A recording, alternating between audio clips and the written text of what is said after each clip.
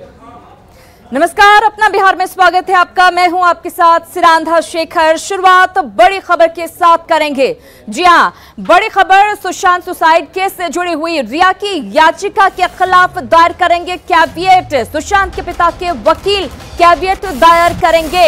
हम आपको बता दें, कैविएट के जरिए सुप्रीम कोर्ट से मांग करेंगे कि बिना उनके पक्ष को सुने कोई आदेश जारी नहीं किया जाए। पटना में एफआईआर दर्ज होने पर रिया ने सुप्रीम कोर्ट में याचिका दी है। याचिका में केस को मुंबई ट्रांसफर करने की मांग की गई है और अब सुशांत के पिता के वकील कैविएट दायर करने जा रहे हैं सुप्रीम कोर्ट में। उनकी मांग यही होगी कि जो रिया की तरफ से याचिका दायर की गई है उस पर कोई फैसला ना दिया जाए जब तक उनका पक्ष नहीं सुना जाता है, सुशांत के पिता का पक्ष नहीं सुना जाता है।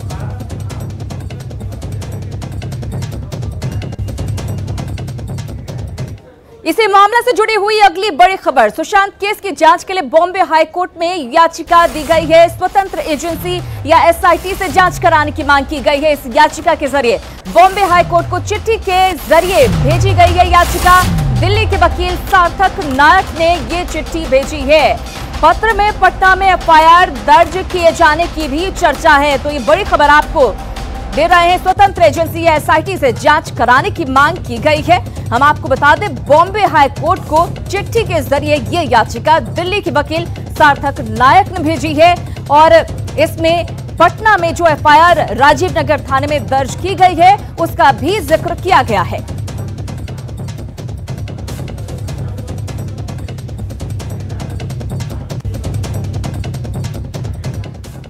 तो ये भी मांग कर दी गई है कि अब इस पूरे मामले की जो जांच है वो स्वतंत्र एजेंसी से कराई जाए। इधर सुशांत के पिता के वकील विकास सिंह ने मुंबई पुलिस पर बड़ा गंभीर आरोप लगाया है। विकास सिंह ने कहा है कि Mumbai police Sushant suicide case में मुख्य आरोपी से सांठगांठ की वजह से जांच में अपना कॉमन सेंस तक इस्तेमाल नहीं कर रही है। विकास सिंह ने मुंबई पुलिस पर ये आरोप भी लगाए हैं कि पटना पुलिस को मुंबई पुलिस अब तक जांच में किसी भी तरह का सहयोग नहीं कर रही है। संवाददाता सुशील पांडे ने विकास सिंह से इसी मुद्दे पर दिल्ली में बात की। सुशांत सिंह राजपूत के आत्महत्या के मामले में कहीं ना कहीं अब जांच का जो दौर है वो बढ़ गया है। हालांकि अब इसका रास्ता कानूनी रूप में आगे बढ़ रहा है और तेजी से बढ़ रहा है। हमारे साथ वरिष्ठ एडवोकेट विकास सर हैं। सर, इस पूरी आत्महत्या को लेकर देखा जाए पुलिस की भूमिका, अब आप लोगों ने फिलहाल यहाँ पर बिहार में एक एफआईआर दर्ज करवाया है, क्या भूमिका रही? क्या लगता है कहीं ना कहीं बड़े बड़े लोग इस मामले में शामिल हैं? देखिए, बड़े लोग के शामिल होने के बारे में तो हम नहीं कह सकते, लेकिन एक ज़रूर ये कह सकते हैं कि हम काफ़ी मुंबई पुलिस के रवैये से काफ़ी दुखी थे कि जो अंजाम पे हम चाहते थे कि ले जाया जाए इसको नहीं ले जा रहे थे। पूरे फिल्म इंडस्ट्री को इंटरोगेट कर रहे थे, लेकिन जो रियल अक्यूज्ड है वो खुद ही बोल रही है कि सीबीआई इंक्वायरी कराई जाए। तो मतलब कहीं ना कहीं लग रहा था कि इनकी कोई या तो साठगांठ है या कोई इस तरह से उसको मदद करने की कोशिश की जा रही है, क्योंकि शुरू से कोई कॉमन सेंस का भी आदमी होगा। अगर मैं भी मान लो, मैं तो पुलिस का मेरे को कोई ट्रेनिंग नहीं है, लेकिन मैं भी अगर कोई केस को इन्वेस्टिगेट करूंगा तो अगर कोई सुसाइड का जो रीज़न अगर कोई हो सकता है तो जो साथ उसके रह रहा है और जो उसके मेडिकल कंडीशन को कंट्रोल कर रहा है, सबसे पहला आपका सवाल उस पर जाएगा कि उसने आफ्टर ऑल जो उसका मेडिकल कंडीशन कंट्रोल कर रहा था, सारी दवाइयाँ वो डिसाइड करती थी, सारे डॉक्टर वो डिसाइड करती थी, सारे नौकर उसने रखे हुए थे घर में, सारे जो है बॉडीगार्ड बदल दिए थे। तो वो अल्टीमेटली जब इतनी नाजुक स्थिति उसकी मेंटल कंडीशन हो चुकी थी उसके वजह से, कह लीजिए, हम तो कहेंगे उसके वजह से, तो सडनली 8 तारीख को छोड़ के चली गई, उसका नंबर ब्लॉक कर दिया। परिवार वालों को बुला के नहीं बोला कि भाई ये ट्रीटमेंट चल रहा है, ये दवाइयाँ हैं, ज़रा देखना इस मामले में नाजुक है, इसको कंट्रोल करना। जब वो चली गई तो एक भाई ने अपने एक बहन को बुलाया जो मुंबई रह रही थी, वो 4 दिन आके 8 से 12 रही भी, और 12 को फिर उसको जाना पड़ा क्योंकि उसकी भी एक छोटी बेटी स्कूल गोइंग बेटी थी, उसको उसके पास जाना पड़ गया। तो ये कहीं ना कहीं तो ये क्लियर इस्टेब्लिश हो रहा है ना कि भाई इसका बड़ा ही रेकलेस बिहेवियर था, इफ़ नॉट कल्पेबल, और rather culpable if not reckless, कि उसके वजह से उसने सुशांत सिंह ने आत्महत्या की। तो उस पर नहीं इन्वेस्टिगेट करके पूरे फिल्म इंडस्ट्री को इन्वेस्टिगेट कर रहे हैं। तो इसलिए हमारा एफआईआर बड़ा स्पेसिफिक है। हमने रिया और उसके परिवार वालों का बड़ा क्लियर शब्दों में जिक्र किया है कि कैसे उसने कंट्रोल किया सुशांत सिंह राजपूत को, और कैसे पटना से ऑफेंस स्टार्ट हुआ जब पिता को एक्सेस बंद कर दिया गया उससे, फ़ोन से बात करने का। और अल्टीमेटली सफ़रर भी पिता ही हैं, क्योंकि माँ तो है नहीं सुशांत सिंह की, और वो पटना में ही रहते हैं, इसलिए हर तरह से कॉन्सिक्वेंस भी पटना में है, और उसका जो इंग्रेडिएंट है वो स्टार्ट पटना से ही हुआ है। विकास सर, जिस तरह आप लोगों ने FIR दर्ज किया और अब रिया चक्रवर्ती पर लग रहा है आने वाले दिनों में शिकंजा कसेगा, वो भी अपनी तरफ से फिलहाल आज बिहार पुलिस जब वहां पहुंची तो ना वो अपने घर पे मिली, ना वो कहीं और मिली, उनका नंबर बंद था। तो क्या लगता है कहीं ना कहीं रिया चक्रवर्ती को पहले ही मुंबई पुलिस को पूछताछ करना चाहिए था? ये तो मैंने आपको पहले ही बोल दिया है कि होना चाहिए था, उस लाइन में नहीं चल रहा था, इसीलिए FIR करने की नौबत आई। और मुंबई पुलिस ने तो आज तक FIR भी नहीं किया है। मुंबई पुलिस ने तो ऐसे ही छानबीन कर रहे थे बिना FIR के। और जहाँ तक कि रिया के घर में बिहार पुलिस के पहुँचने का सवाल है, मेरे को नहीं लगता अभी तक पहुँची, क्योंकि अभी तक मुंबई पुलिस से भी वो जो कोऑपरेशन हमको एक्सपेक्टेड है शायद अभी मिल नहीं रहा है बिहार के पुलिस को। तो इसलिए क्योंकि हम लोग भी अपने तरीके से कोशिश कर रहे हैं कि हाँ कंप्लीट जानकारी रखें, तो जो हमारे पास खबर आ रही है अभी तक मुंबई पुलिस कोऑपरेट नहीं कर रही है, तो कोऑपरेट नहीं करेगी तब तक तो इस केस में मुश्किलें बढ़ती जाएंगी। सर एक आखिरी सवाल, CBI की जांच को लेकर क्या सुप्रीम कोर्ट में अप्रोच किया जा सकता है परिवार वालों की तरफ से, या अभी चर्चा? अभी तो ऐसी कोई चर्चा नहीं है, अभी ऐसी कोई चर्चा नहीं है। हम CBI के पास अभी नहीं जाना चाहते हैं। CBI के पास अगर आगे लगेगा कि हाँ ये अंजाम पे जाने में दिक्कत आ रही है तो CBI की जांच कर, लेकिन अभी ऐसा कोई हमारा डिमांड नहीं। साफ तौर से विकास सर हैं, इनकी तरफ से FIR दाखिल की गई है पटना में, पहली FIR। मुंबई पुलिस की तरफ से इस पूरे मामले में जांच की जा रही थी, लेकिन अभी तक FIR दर्ज नहीं हुआ। लेकिन साफ तौर से जिस तरह FIR दर्ज हुआ है और अब तमाम जो पुलिस और तमाम परिवार वाले हरकत में आए हैं, ऐसे में कहीं ना कहीं जो मेन इस मामले में अभी नाम निकल कर आ रहा है वो रिया चक्रवर्ती का नाम निकल के आ रहा है कि वो फिलहाल इस पूरे मामले में मेन कहीं ना कहीं अक्यूज्ड के रूप में देखी जा सकती है। लेकिन फिलहाल ये पूरा जांच का पहलू है, देखना यह है कि मुंबई पुलिस और बिहार पुलिस की जांच किस दायरे में क्या होती है और इस पूरे प्रकरण का सच क्या है। कैमरामैन कार्तिक के साथ सुशील पांडे, न्यूज़ 18 दिल्ली। तो सुशांत के पिता के वकील का साफ साफ आरोप कि मुंबई पुलिस बिहार पुलिस को सहयोग नहीं कर रही है। और इस बीच सुशांत सिंह राजपूत केस से जुड़ी बड़ी खबर, बिहार पुलिस ने सुशांत की बहन का बयान दर्ज किया है। 4 घंटे तक बहन मीतू सिंह का बयान दर्ज किया गया। एक नौकर से 2 घंटे तक पूछताछ की गई है। बिहार पुलिस को इस दौरान कई अहम जानकारियां मिली है, तो बड़ी खबर आपको दे रहे हैं। बहन मीतू सिंह और नौकर से 4 घंटे तक पूछताछ की गई है, कई अहम जानकारियां मिली है।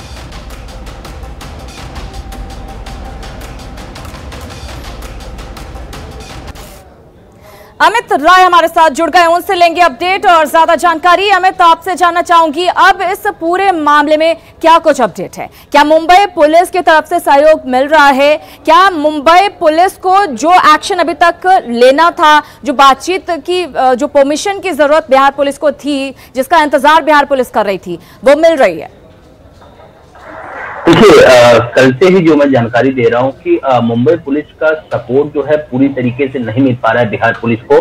कल हमने देखा कि पहले जो है बांद्रा पुलिस स्टेशन जाते हैं, वहां ये बताया जाता है कि आप क्राइम ब्रांच ऑफिस जाइए, वहां पे नोडल ऑफिसर है, वहां पे DCP अकबर पठान, उनका काफी देर तक इंतजार करते हैं। और वो जब आते भी है तो 5 मिनट का समय खाली देते हैं। उसके बाद एक टीम निकलती है उसकी बहन मीतू सिंह का बयान दर्ज करने वर्सोवा में एक अज्ञात जगह पर, जहां पर 4 घंटे जो है उसका बयान दर्ज किया जाता है। और एक टीम वहां पे निकलती है, उसके एक करीबी मित्र जो है महेश शेट्टी, जो उन्हीं के बिल्डिंग के ऊपर वाले फ्लोर में रहते हैं। महेश शेट्टी वही है जिनके साथ केरल में ऑर्गेनिक खेती करने का मसौदा तैयार किया गया था, उनसे पूछताछ हुई। कुछ नौकरों से पूछताछ की जा रही है।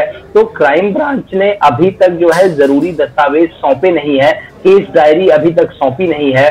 और हमारे सूत्रों के हवाले से जो कुछ महत्वपूर्ण जानकारियां ये मिली है कि पहले पटना पुलिस जो है सुशांत के पिता ने जो आरोप लगाया है उसकी पूरी वेरीफाई जो है जांच करना चाहती है, उसके बाद ही जो है रिया चक्रवर्ती और उसके भाई से पूछताछ हो सकती है। लेकिन कल से लेके अभी तक रिया चक्रवर्ती और उसके भाई का बिल्कुल भी पता नहीं है, घर पे वो है ही नहीं, कहाँ पे उसकी जानकारी नहीं है। तो कल सुशांत की बहन, सुशांत के नौकर, सुशांत के एक मित्र महेश शेट्टी का जो है बयान दर्ज किया गया। इसके बाद मैं आपको बताऊं कि आज जो है उसके चार्टर्ड अकाउंट का बयान दर्ज हो सकता है, क्योंकि जो 3 कंपनियां सुशांत की थी उसमें से 2 कंपनी में रिया डायरेक्टर थी और 1 कंपनी में जो है उसका भाई डायरेक्टर था। और एक जो हमारी इन्वेस्टिगेशन में पता चला है कि नवी मुंबई में एक जगह है उल्मा, वहां पर एक फ्लैट है, फ्लैट नंबर 503। बिल्कुल अमित, आती हूँ आपके पास आती हूँ। कई सारी खबरें लगातार सामने आती जा रही हैं इस पूरे मामले में। बड़ी खबर यह है कि सुशांत के लैपटॉप को भी साथ लेकर गई है रिया।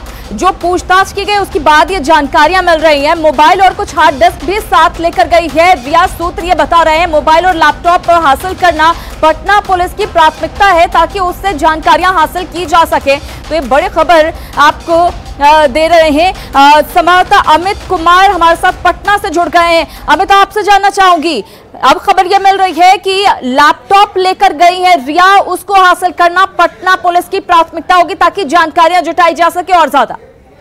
देखिए, बिल्कुल पटना पुलिस के जो आधिकारिक सूत्र हैं उनसे ये जो अहम जानकारी है जो हम अपने दर्शकों को बता रहे हैं कि रिया चक्रवर्ती जो है वो पूरे तौर से जो आरोप लगाया है के सिंह ने, जो सुशांत सिंह के पिता हैं, वो जो अनुसंधान कर रही है पटना पुलिस की 4 सदस्यीय टीम, उस अनुसंधान के दौरान उनके द्वारा लिखी हुई बातें, सुशांत सिंह के जो पिता हैं उनके द्वारा लिखी हुई बातें अक्षरशः जो है वो सही साबित हो रही है। जो अनुसंधानकर्ता टीम है वो जब पूरे मामले का अनुसंधान कर रही है तो इस दौरान जो अहम जानकारी मिली है, जो आधिकारिक सूत्र पटना पुलिस के बता रहे हैं कि रिया चक्रवर्ती जो है सुशांत सिंह राजपूत की लैपटॉप, एक मोबाइल फोन, उसके अलावा हार्ड डिस्क थे, वो अपने साथ लेकर के गई है, जिसमें अहम साक्ष्य हो सकते हैं। कई ऐसी चीजें हो सकती हैं जो इस पूरे घटनाक्रम की जो है वो पटकथा ही बदल दें, क्योंकि मुंबई पुलिस लगातार ये कर रही है कि ये मामला जो है वो जांच हम कर रहे हैं, पटना का केस जो है और मुंबई जो है नहीं है।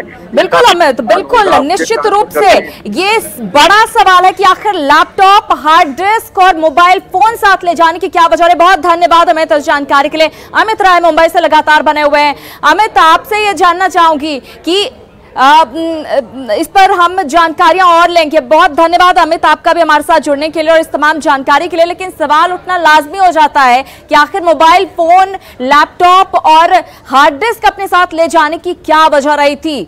महाराष्ट्र सरकार की ओर से इधर सीबीआई जांच की मांग को खारिज कर दिया गया है और इसकी बिहार के सभी दलों ने एक सुर में निंदा की है। सुशांत सिंह सुसाइड मामले पर आखिर क्यों महाराष्ट्र के गृह मंत्री सीबीआई जांच से इनकार कर रहे हैं?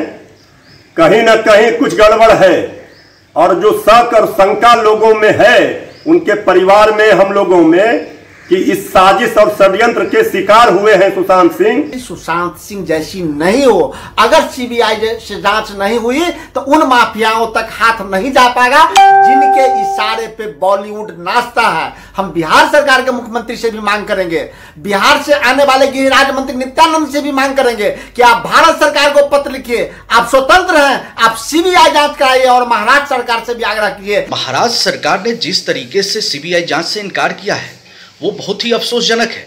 और कांग्रेस के बिहार प्रभारी क्या कहते हैं शक्ति सिंह गोहिल कि उनकी मुख्यमंत्री, वहां के गृह मंत्री से बात हुई है, जांच सही दिशा में है, अब न्याय मिलेगा। महाराष्ट्र के गृह मंत्री अनिल देशमुख जी के बयान से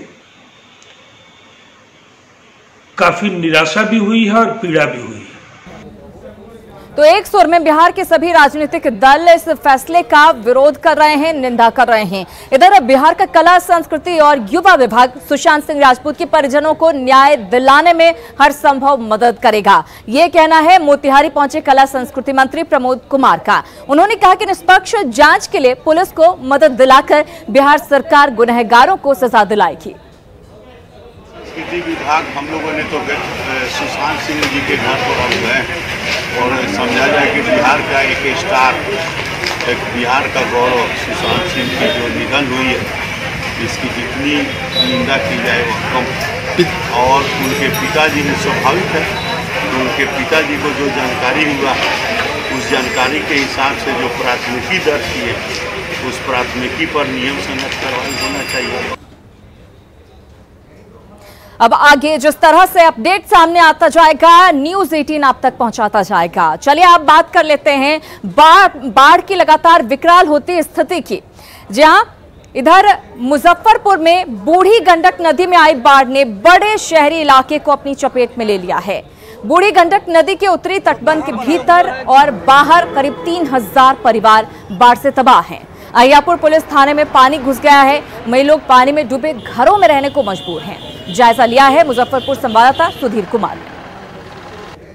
मुजफ्फरपुर में बूढ़ी गंडक ने तबाही मचा दिया है। आप देखिए कि शहरी इलाके में भी पानी प्रवेश कर गया है। ये अहियापुर का इलाका है जो शहरी है, और ये देखिए सामने अहियापुर थाना है, और ये थाना जाने वाली सड़क पर नाव चल रहा है, तो आप समझ सकते हैं कि हालात कितने बिगड़ गए हैं। और जरा हम पानी में चल के देखेंगे, ये अहियापुर थाना जाने वाला रास्ता है, लेकिन जैसे जैसे आगे बढ़ते जा रहे हैं देखिए इसमें पानी बढ़ता ही जा रहा है, और ये थाने से आ रही है नाव, और इस रास्ते में जितनी भी झोपड़ियाँ हैं आप देखिए कि ये तमाम झोपड़ियाँ पानी में डूब चुकी है। यहाँ के लोग जैसे जैसे हम आगे बढ़ रहे हैं, जरा दिखाइए पानी की गहराई ये बढ़ती ही जा रही है, और ये लगातार खतरनाक होती जा रही है। एक यहाँ नाव चालक है, हम उनसे बात करेंगे। ये तो रोड है, रोड पर नाव चला रहे हैं, क्यों?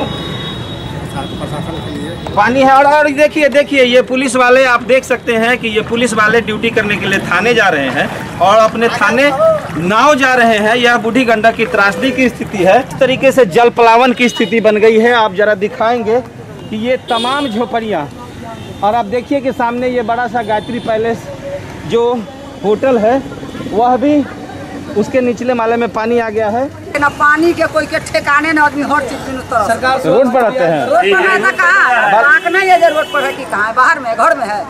बाल बच्चा सब रही में बकरी छेड़ माल जाल सब लेकर बनता है। खाना उना कुछ व्यवस्था सर नहीं है। हम लोग रहने का भी ठिकाना सही से नहीं है। अभी हम लोग पन्नी में ही रह रहे हैं, कैसू करके बाल बच्चा मवेशी वैसी सब लेकर के।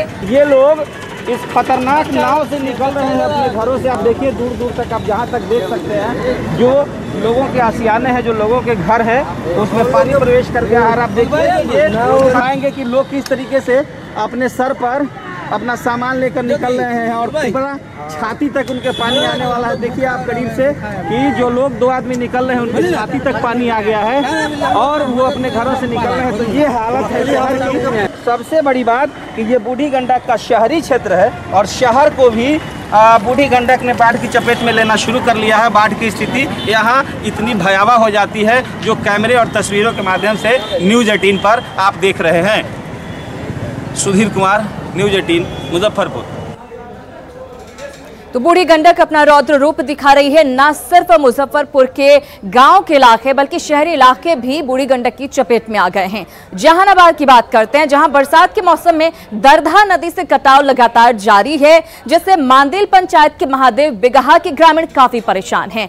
पिछले 3 साल में कई घरों को लीलने वाली नदी फिलहाल तो शांत दिख रही है, लेकिन जलस्तर बढ़ने से कई घर और जमीन कभी भी नदी में समा सकते हैं। ग्रामीणों ने नदी से हो रहे कटाव से निजात दिलाने की प्रशासन से कई बार गुहार लगाई, लेकिन कोई सुनवाई नहीं हुई।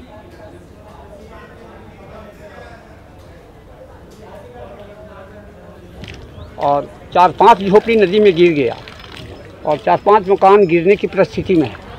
बाढ़ में पूरा पानी हिल जाता है। नदी के किनारे के लोग घर छोड़ करके चले जाते हैं, ऊंची जगह पर चले जाते हैं।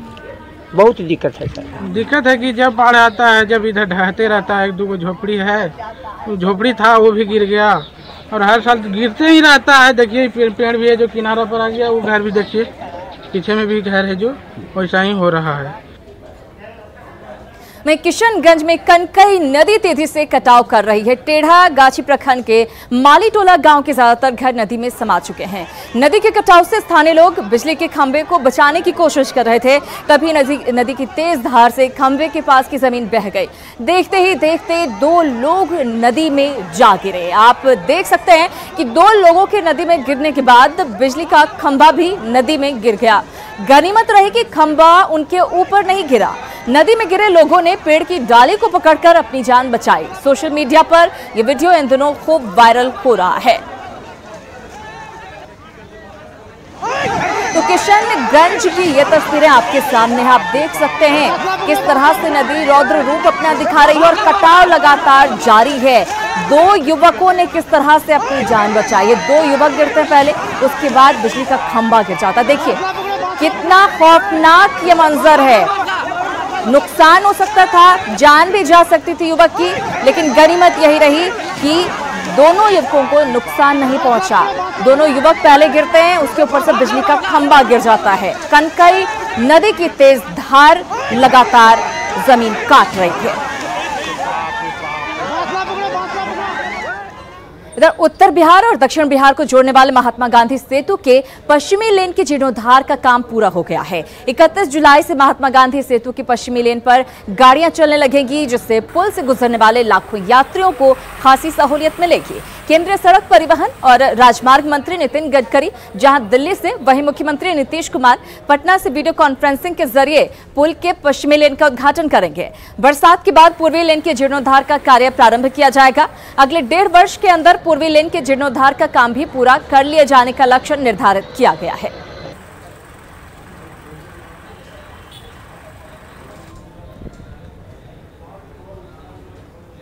इस बीच बड़ी खबर आपको दें, गंडक का रिंग बांध टूट गया है। मोतिहारी में गंडक नदी का रिंग बांध टूटा है। पकड़ी दयाल के सुंदरपट्टी रास मंडल में रिंग बांध के टूटने की खबर है। रिंग बांध टूटने से पूरे गांव में अफरा तफरी मच गई है। तो पकड़ी दयाल के सुंदरपट्टी में रास मंडल में रिंग बांध के टूटने से ग्रामीण परेशान है। पूरे गांव में अफरा तफरी मच गई है और तस्वीरें आपके सामने आप देख सकते हैं किस तरह से जल प्रवाह यहां पर नजर आ रहा है। रिंग बांध के टूटने के बाद जाहिर है जिस तरह से तेजी से पानी गांव में फैल रहा है, उसकी वजह से गांव के लोग बेहद परेशान। पूरे गांव में अफरा तफरी का माहौल हो गया है। लोग अब बचने की कवायद में जुट गए हैं। आप ये तस्वीरें देखिए किस तरह से जल प्रवाह नजर आ रहा है। मोतिहारी की तस्वीर आपके सामने।